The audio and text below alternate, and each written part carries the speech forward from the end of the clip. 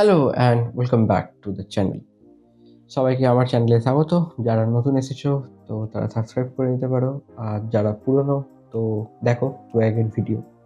তো আজকে একটুখানি কুম্ভ নিয়ে কথা বলবো, আর কুম্ভে কিভাবে গেলাম বা কেনই গেলাম সেটার একটা শুরু আর কি। হ্যালো অ্যান্ড ওয়েলকাম ব্যাক সবাইকে।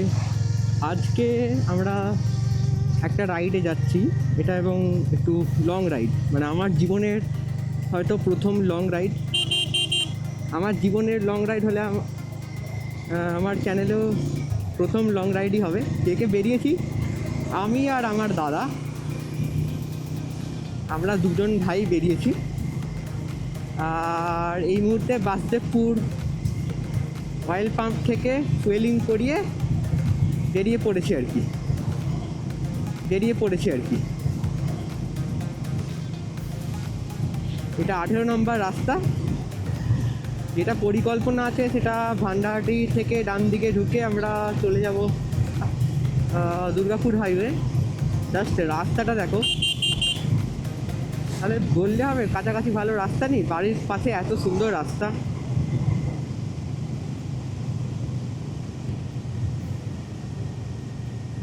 গিয়ার টিয়ার পরে নিয়েছি একদম প্রপারলি, যেটা একদিন শর্টসে দিয়েছিলাম যে নতুন গিয়ার কিনেছি, তো সেটা নিয়ে বেরিয়ে পড়েছি।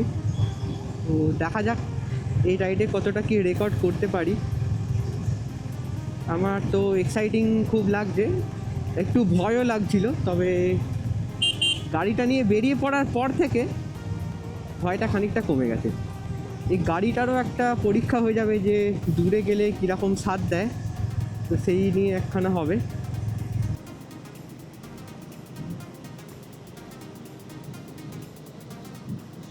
কুম্ভ মোটামুটি তিন ধরনের হয়।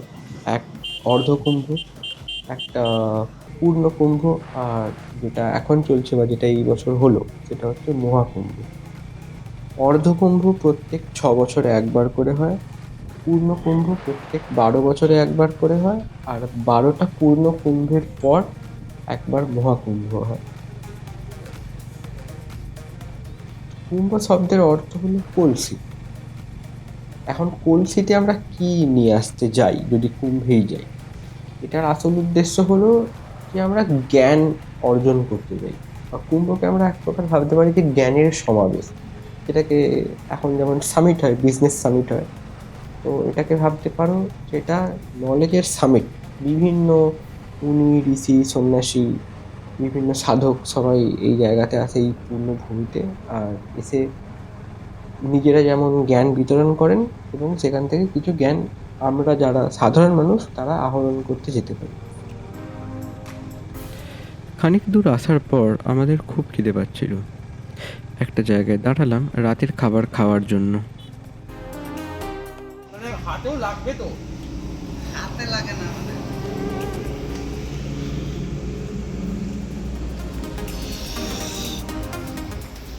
এই যে বিশ্বকর্মা হোটেলে আমরা এসেছি, একটু টুকিটাকি খাওয়া দাওয়া হলো, আমরা তরকা রুটি খেয়ে নিচ্ছি, তারপরে আবার বাইক ফাইক চালাবো।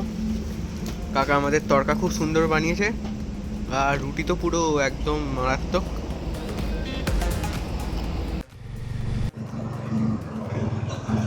আস্তে আস্তে মোটামুটি আমরা দুর্গাপুর ক্রস করে বেশ কিছুটা চলে এসেছি।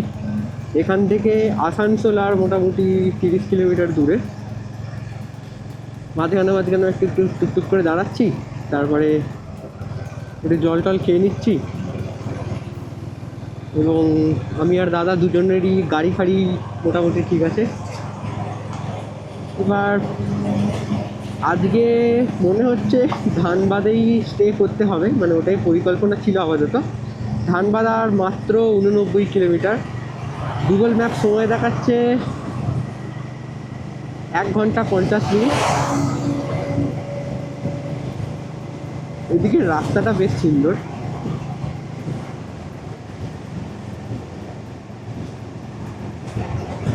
অন্ডাল এসে গেছি, অন্ডাল 0, মানে অন্ডাল পৌঁছে গেছি, অন্ডাল। বাবা একটা কথা খুব বলে যে দূর যাবি তো আসতে যা, আর বেশি খাবি তো কম খা। এটার মানেটা খুব সিম্পল, মানে যদি অনেক দূরে যেতে হয় তাহলে আস্তে আস্তে যাওয়াটা উচিত। সেদিক দিয়ে মানে আমাদেরও শরীর ভালো থাকে, গাড়িটাও মানে অতটা প্রেশার পায় না। মানে অবভিয়াসলি গাড়ির ক্যাপাবিলিটি অনেক বেশি, মানে 100 ছোটানোই যায়, কিন্তু তাও আর কি। আর বেশি খাবি তো কম খা, এটার মানে হচ্ছে যদি তুমি বেশি দিন ধরে খেতে চাও, মানে ধরুন এক কথায় তুমি যদি একটু বেশি দিন বাঁচতে চাও, বেশি খাবি মানে বেশি দিন ধরে খেতে চাও, বেশি আয়ু যদি বাড়াতে চাও, তাহলে কম খাও বা স্বল্প খাও।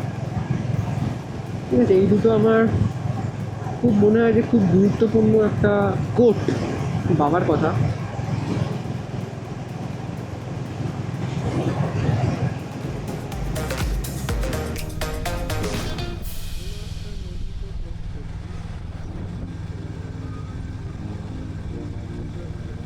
ঠিক এই সময় ক্রস করলাম ফল্গু নদী, যা সীতার অভিশাপে শুকিয়ে যায়।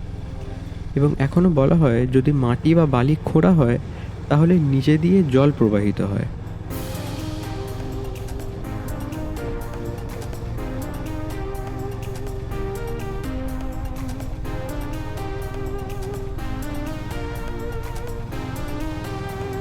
এইভাবে চলতে চলতে আমরা ধানবাদ ক্রস করে গেলাম। প্রথমে ভেবেছিলাম ধানবাদেই থাকবো, তবে মনে হলো আরও বেশ কিছুটা রাস্তা টেনে দেওয়া যাক।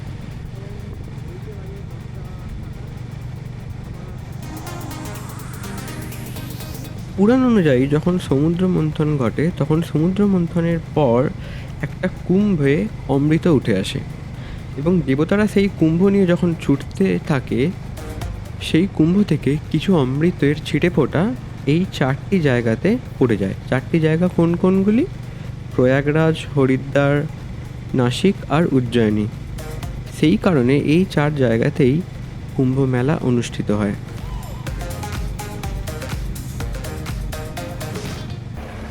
আচ্ছা, আজকে মোটামুটি এই রাতে হোটেল নিলাম।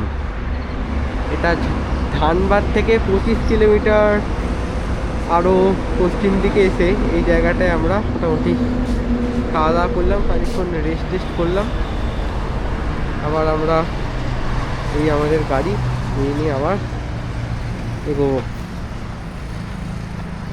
এই দাদা, তারপর রাইড নিয়ে কি এই তো। বক্তব্য? হাই, চলছে সব ওপরওয়ালা কৃপায়। জয় বজরংবলী, জয় শিব শম্ভু। চলে যাচ্ছে। Yes, ঠিক চলো আছে। আবার রাস্তায় দেখা হবে। গন্তব্য অনেক দূরে, চলতে হবে ধীরে, অলস আমার মন, ক্লান্তি শরীর জুড়ে। রাস্তা আমার একার নয়, সবাই যাচ্ছি চলে, একটু একটু এগোতে থাকি হরির নাম বলে। গঙ্গা, যমুনা, সরস্বতী এদের মিলনভূমি, কোটি কোটি পূর্ণার্থী দিচ্ছে তাতে ডুবি। আমি তুমি সবাই ঈশ্বরের সন্তান, অতি তুচ্ছ মোরা সব মহাদেবেরই ডান। যাচ্ছে কত শত মানুষ, চলছে কত গাড়ি, ভগবানের আশীর্বাদে যেন পূর্ণ সবার হাঁড়ি।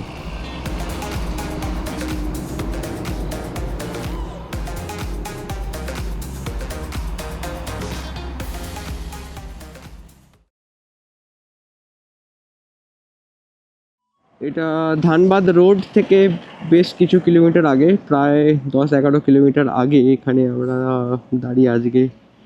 এটা যেমন দেখালাম যে এই জায়গাটাতেই আমরা সব কিছু মানে এক প্রকার রেস্ট করে নিলাম আর কি। পেট্রোল পাম্পে বাথরুম টাথরুম করা বা ফ্রেশ ট্রেশ হওয়ার সেই সব ব্যাপার ট্যাপার করে দিলাম। তো গাড়ি আছে, গাড়ি অনেকগুলো গাড়ি যাচ্ছে দেখলাম। আর দেখি প্রায় বাড়ি থেকে 350 কিলোমিটার এসেছি। প্রয়াগের যে নৈনি ব্রিজ সেটা এখনও 405 কিলোমিটার গুগল ম্যাপস দেখাচ্ছে। দেখি কতটা যেতে পারি।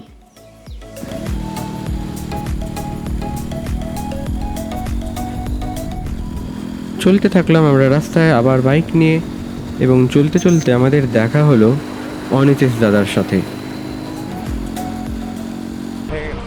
এই যে অনিতেশ ভাইয়ের সঙ্গে দেখা হলো। অনিতেশ ভাইয়ের বাড়ি হচ্ছে সিঙ্গুরে, তাই তো? সিঙ্গুরে। ব্যাস, সুন্দর। চলো একসঙ্গে যাওয়া যাক তাহলে। আমরাও বেরিয়েছি হুজুকে পার্টির দল সব। আমাদের কিন্তু ম্যাক্সিমাম স্পিড 70, ওর উপরে উঠবো না।